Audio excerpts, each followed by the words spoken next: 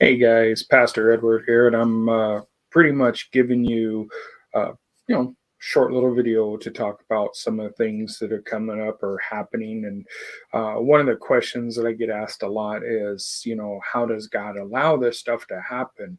Like what's happening in Ukraine, people basically not living, or, some other events that might come around. And the one question they always ask is, how do they allow this to happen? I don't think we need to worry about more of how it was allowed to happen, because if you remember, it's all based on sin, starting all the way back to Adam and Eve, who chose to do the first sin. How many of you have lives that are without sin? Nobody. One man did. One man had that kind of life, and he did something. He gave us an example that we should follow.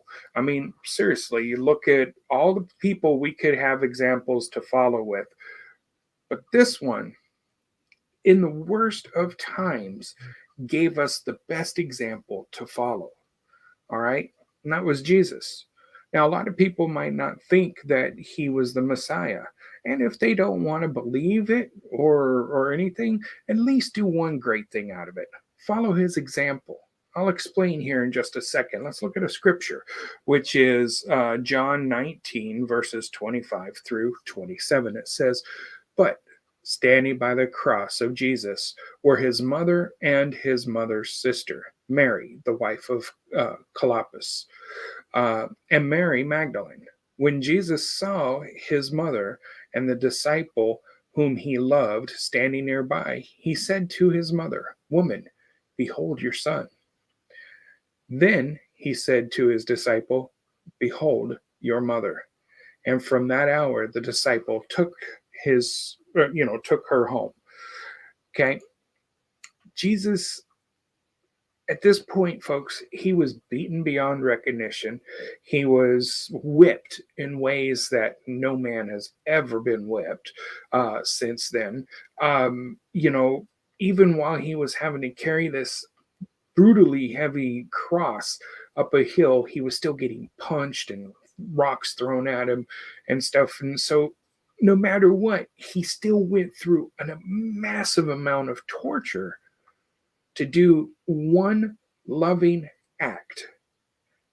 Not just necessarily that, but what he did was he showed family. He showed love.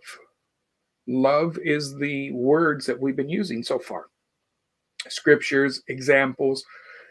But you got to remember something. He did this act because he loved you. He did this so you could be loved. I mean, great example, as I said, the mother and sister of his mother's sister, so basically his aunt, were there.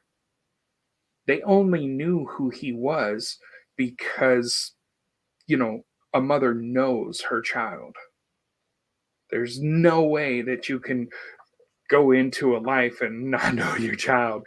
The rule is if you take people into a crowded room of women and a child walks in and yells mommy, that mommy knows who their child is. So as we see the events that Jesus went through, and even pictures like this don't depict the full extent, but it gives you an understanding of pretty close to the torture he had to put through. So when you see today a cross that has Jesus on it, it's not for them to say that they're trying to put him back on the cross. No, this is a remembrance of the single act of love, even in the time that he was hanging on a cross, that he still recognized family and gave that love for you, for me, for all of us.